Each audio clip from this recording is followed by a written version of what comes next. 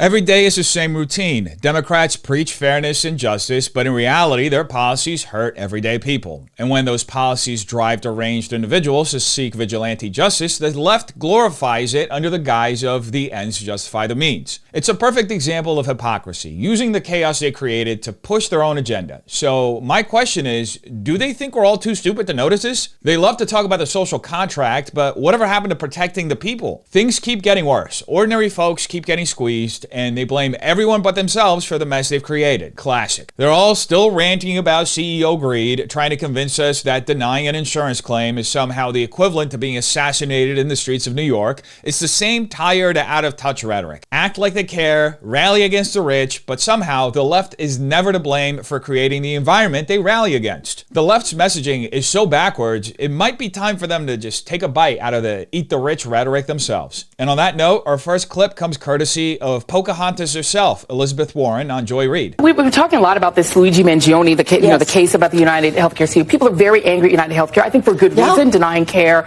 and the whole system. And we were just talking in the previous block, killing a CEO is not the way you change. You have to regulate them, right? And so we've got attempts to try to rein in some of these big businesses. The Consumer Financial Protection Bureau, which was your creation. The Trump administration wants to get rid of it. That is like protecting people from credit card fraud. Yeah. What happens if that goes away? So look, terrible for individuals, but stop and think overall about the social contract.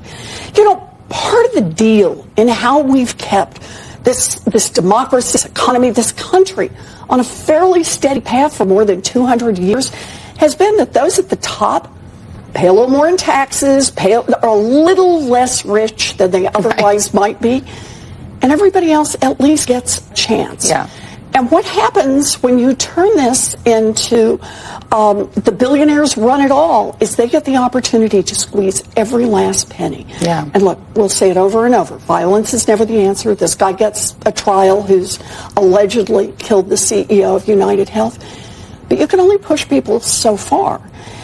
And then they start to take matters into their own hands. Yeah. There is a lot there. So let's start with Joy Reid's call for more regulation to rein in big businesses. The idea that overregulating the marketplace is somehow going to solve the problem is laughable. The insurance industry is in the mess it's in right now because of overregulation. Take a look at the Affordable Care Act, better known as Obamacare. When the government imposed layers of mandates, coverage requirements, price controls, and restrictions on what insurers could offer, the market became less competitive and more expensive. Insurers were forced into a corner, premiums skyrocketed, and consumers who were promised affordable care were stuck with crushing bills. According to a study by the National Bureau of Economic Research, premiums in the individual market increased by 25 to 30% after Obamacare went into full effect. The result? A broken system that made healthcare less accessible, not more. So, no joy. More regulation isn't the answer, it's the problem. Now, let's consider Massachusetts, Warren's home state. The state implemented its version of healthcare reform in 2006, often referred to as Romney Care. It's essentially a precursor to Obamacare, where the state required nearly every resident to buy health insurance, with subsidies for lower-income individuals.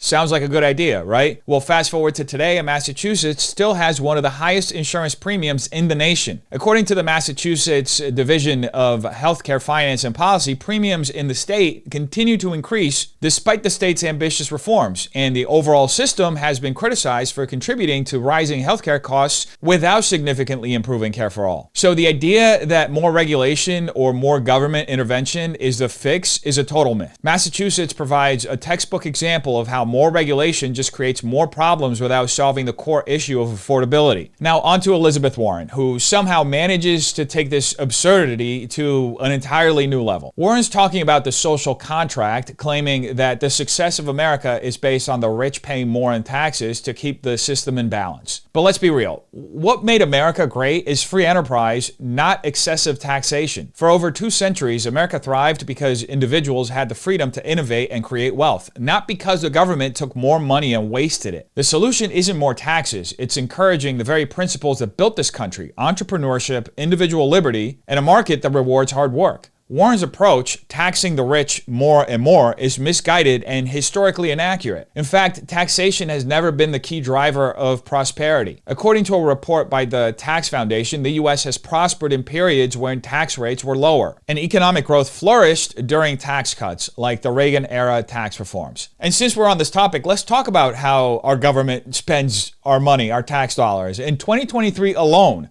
the U.S. sent over $100 billion to Ukraine in foreign aid. Meanwhile, American cities like San Francisco and Los Angeles are drowning in homelessness, despite billions already being poured into the issue. According to the California State Auditor, the state has spent over $20 billion on homelessness in the past few years, and yet the situation continues to spiral out of control. If Warren thinks that raising taxes and increasing government spending will fix anything, she's clearly ignoring how poorly the government already uses the money it collects. And let's not forget the disaster relief efforts either. After Hurricane Helene hit North Carolina in 2024, the lack of federal assistance was striking. While other areas like Ukraine received federal aid, North Carolina was still waiting for proper disaster relief weeks after the storm. The FEMA response was slow, and many residents were left without proper support, even though billions of dollars in disaster relief funds were available. This is just another example of inefficient government spending. While federal funds are funneled into inefficiencies, local governments struggle to deliver timely aid. FEMA's delay in assisting with the aftermath of Hurricane Helene mirrors the same bureaucratic bottlenecks seen in other recovery efforts, further proving that more spending isn't always the answer. And then we get Warren's absurd justification for violence. She says violence is never the answer, but somehow justifies it by claiming you can only push people so far, and then they start to take matters into their own hands. This is reckless, dangerous rhetoric. Encouraging people to resort to violence undermines the very foundation of our democracy, the rule of law. Violence is never the answer, no matter how frustrated people are with the system. What made this country great is the ability to resolve conflicts peacefully through democratic processes, not through anarchy or vigilante justice. Warren's comment isn't just irresponsible, it's a direct threat to the social order. If we encourage people to take matters into their own hands, we are undermining the peaceful society that has allowed us to prosper. And with all that being said, in walks AOC with another brain-rotted take. This collective American experience, which is so twisted to have in the wealthiest nation in the world, all of that pain that people have experienced is being concentrated on this event. And it's really important that we take a step back. This is not to comment, and this is not to say that an act of violence is justified, but I think for anyone who is confused or shocked or appalled, they need to understand that people interpret and feel and experience denied claims as an act of violence against them. People go homeless over the financial devastation of a diagnosis that doesn't get addressed, or, you know, the amount that they're going to have to cover with a surprise bill and things like that. And when we kind of talk about how systems are violent in this country, in this passive way, our privatized healthcare system is like that for a huge amount of Americans. Well, that was surely something. Let's start with AOC's claim about how the pain of the American people is concentrated on healthcare. She paints this picture of the wealthiest nation in the world, yet one that allows its citizens to suffer from denied claims and surprise medical bills. First of all, AOC loves to lean into these emotional appeals, the collective American experience, as if that's some sort of universal truth that doesn't require any deeper examination. But here's the thing, it's a narrative that ignores the root causes of why healthcare is so expensive in the first place, and it conveniently overlooks the role of government policies in creating that mess. And here's where AOC really loses the plot. She says people interpret and feel and experience denied claims as an act of violence against them. What an absolutely insane leap in logic. Is denying a claim for an elective procedure the same as physical violence? No, and I don't think she believes that herself. This is a rhetorical technique where AOC exaggerates the emotional impact of denied healthcare in order to amplify her argument. But all it does is water down the true meaning of violence. It's one thing to feel financially stressed, but let's be honest, comparing that to actual violence diminishes the significance of the term and the real threats society faces. Does anyone seriously think a denied insurance claim is as damaging as a physical assault or violent crime?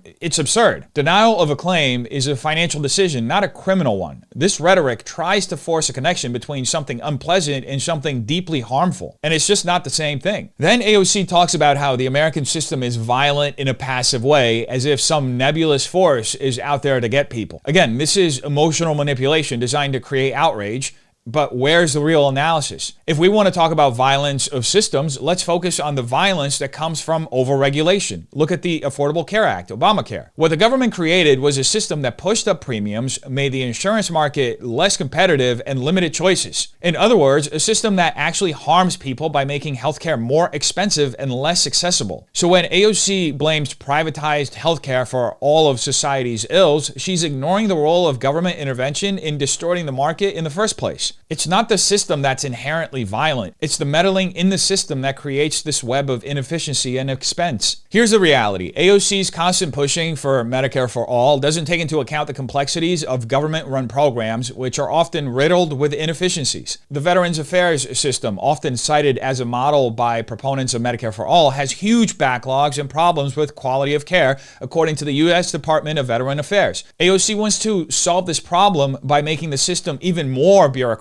when what we need is more competition, choice, and innovation, things that actually drive down costs and improve care. Anyway, this rhetoric isn't just coming from the AOCs and Elizabeth Warrens of the world, the heads of the progressive movement in the Democrat Party. We're also seeing this from regular, everyday lefty Joes over on TikTok. Why do you guys keep reverting to fucking Taylor Swift when we talk about eat the rich? Eat the fucking rich.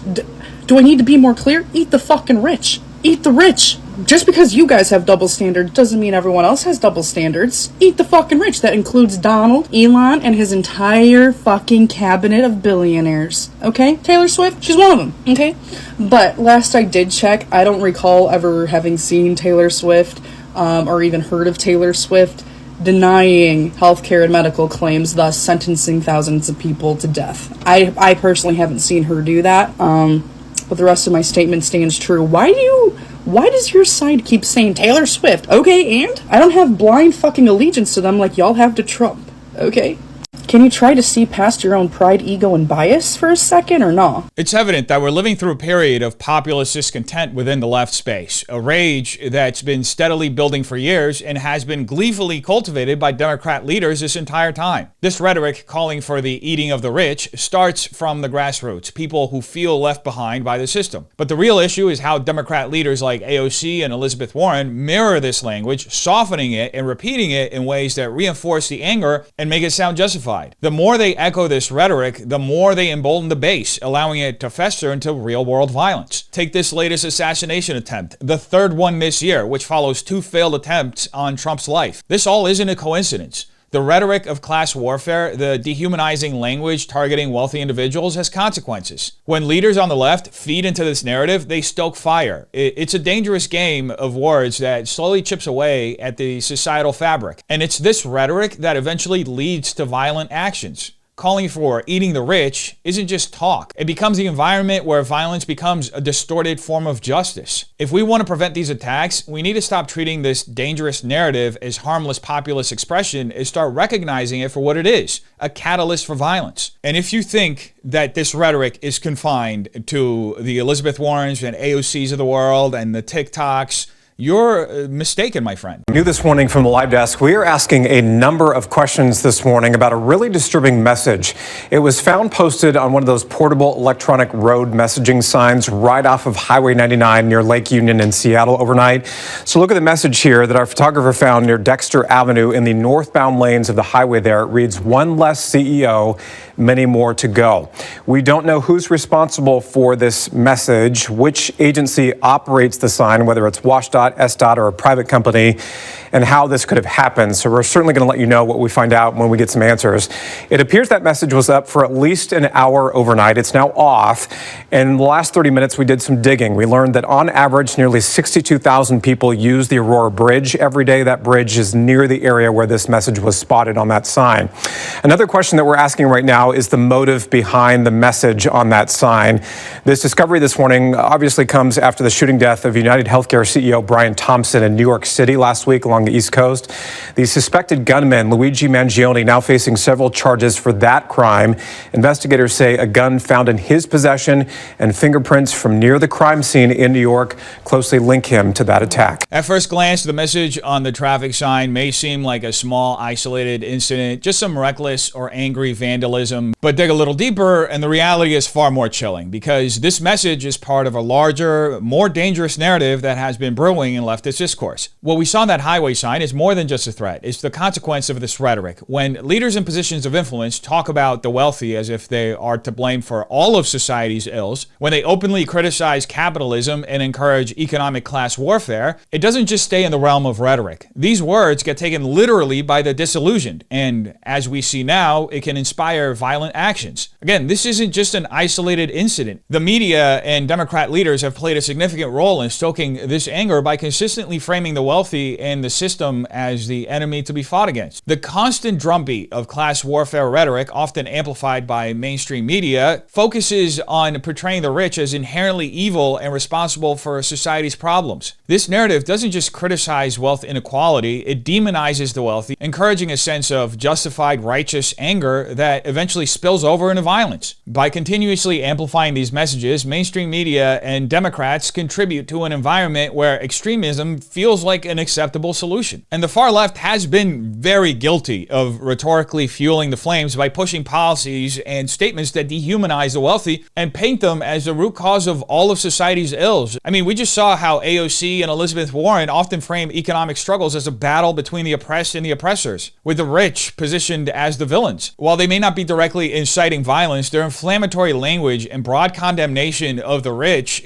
encourage the kind of populist rage that can lead to extreme actions. This rhetoric feeds into a growing sense of desperation and frustration, making it all too easy for individuals to believe that violence is a legitimate form of protest against a system they've been told is unjust as a result of the wealthy and not ill-conceived government policies. Now, this isn't the first time we've seen Democrats do this. The same kind of rhetoric that's been fueling the anger now towards the wealthy mirrors the justifications for the riots that followed George Floyd's death. In those chaotic months, Democrat leaders and mainstream media outlets largely portray the riots as a necessary expression of frustration, with some even claiming that people deserve to be angry and that the destruction was a form of protest. I think we all remember political figures like Maxine Waters openly encouraged confrontation, saying people needed to get more confrontational. What was ignored in this narrative were the businesses destroyed in the riots, many of which were owned by small business owners and minorities who found their livelihoods completely wiped out. According to a report by the National Bureau of Economic Research, over 15,000 businesses were damaged or destroyed during the 2020 protests, and billions of dollars in property damage resulted. These businesses, many in the very communities that were allegedly fighting for justice, suffered severe setbacks because they were caught in the crossfire of the left's justification of violence. When you tell people they're justified in their anger, it's not hard to see how that rhetoric leads to the kind of violence that we're seeing today, whether directed at the rich or innocent business owners trying to survive. The irony of Democrats pretending to stand for the working class while simultaneously supporting the decimation of working class businesses during the riots is almost too rich to ignore. These are the same politicians who claim to champion the interests of the blue-collar worker, advocating for higher wages and job security, yet they turn a blind eye as the very people they claim to represent had their businesses looted, burned, and destroyed in the name of racial retribution. Many of the businesses targeted were owned by minorities themselves, working-class individuals who built their livelihoods from the ground up. Yet in the aftermath, these same leaders justified the destruction, portraying it as a necessary evil, ignoring the fact that it disproportionately harmed the very communities they purported to defend. It's a grotesque display of political opportunism, using violence and chaos as a misguided tool for social change, while the working class, the real victims, are left to pick up the pieces of their shattered dreams. All that being said, if you still believe anything the left has to say, my friend, you are misguided. They don't stand for anyone. They don't stand for anything but themselves and their absolute unwieldy thirst for power. Anyway, all that being said, if you think this all ends with just one sign in Seattle. I present to you Lakeland, Florida. The nature of the threats, we would also be asking for GPS with house arrest conditions to protect the community. With her head in her hands, Brianna Boston learned she would be held in jail on $100,000 bond. The Polk County judge adding the bond was appropriate given the, quote, status of our country. It's not like she's a child. She's 42 years old, so we're not dealing with a child here. She should certainly know better. Lakeland Police Chief Sam Taylor says his department was contacted by the FBI Tuesday. Authorities say in a recorded phone call about a denied insurance claim, Boston told a Blue Cross Blue Shield employee, quote, delay, deny, depose. You people are next, end quote. The language matches the words police say were written on the shell casings found at the United Healthcare CEO's murder scene in New York City. We will take this very seriously and we will put you in jail if you do something like this. It is not a joke. According to Boston's affidavit, the mother of three told police she did not own firearms and was not a danger to anyone.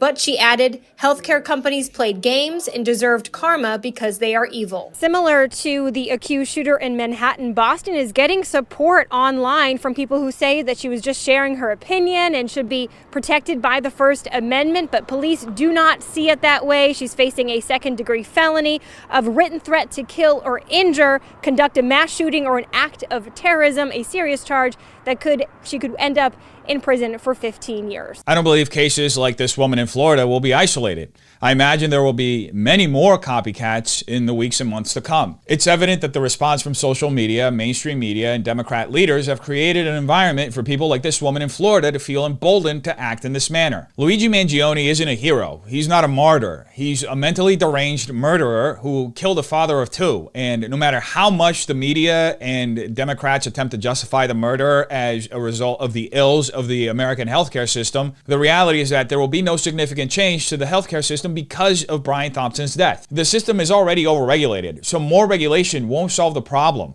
A federal universal healthcare system is not the solution either, and you have to look no further than the failings of the systems in California and Massachusetts to see why. So who's the real victor here? The political agitators, who will use this very real anger Americans feel about their healthcare system as rocket fuel to destroy the marketplace with regulatory reforms that will not make anyone's life better. So we have to ask ourselves, at what point does political discourse cross the line from advocating for reform to justifying extremism? In a culture where anger and frustration are being channeled into violence and vigilante justice, can we truly separate the words of politicians from the actions of those who act on them? The irony is palpable. The same individuals who claim to fight for the working class and marginalized communities are fueling the rhetoric that leads to the destruction of the very businesses and livelihoods of those they claim to represent. How long can this cycle of rhetoric and violence continue before it spirals completely out of control? We've reached a dangerous cultural moment in America where people, particularly the disillusioned, are seeking meaning in destructive ways. Is political violence now being normalized in a quest for justice? Are we teaching the next generation that problems can only be solved through extremism? This is a cultural crisis where individuals no longer feel they have a voice within the system, and instead, violence becomes an outlet for their anger and frustration. At what point does it become too late to reverse the damage done by irresponsible political speech and the culture of outrage? As we see more extreme actions, including the murder of CEOs and the threats like those from that woman in Florida, it's clear that we are no longer just talking about political ideology. We are witnessing the erosion of civil society. So the real question now is, how much longer can this cycle of words leading to violence continue before we find ourselves unable to walk it back? You tell me what you think in the comments down below.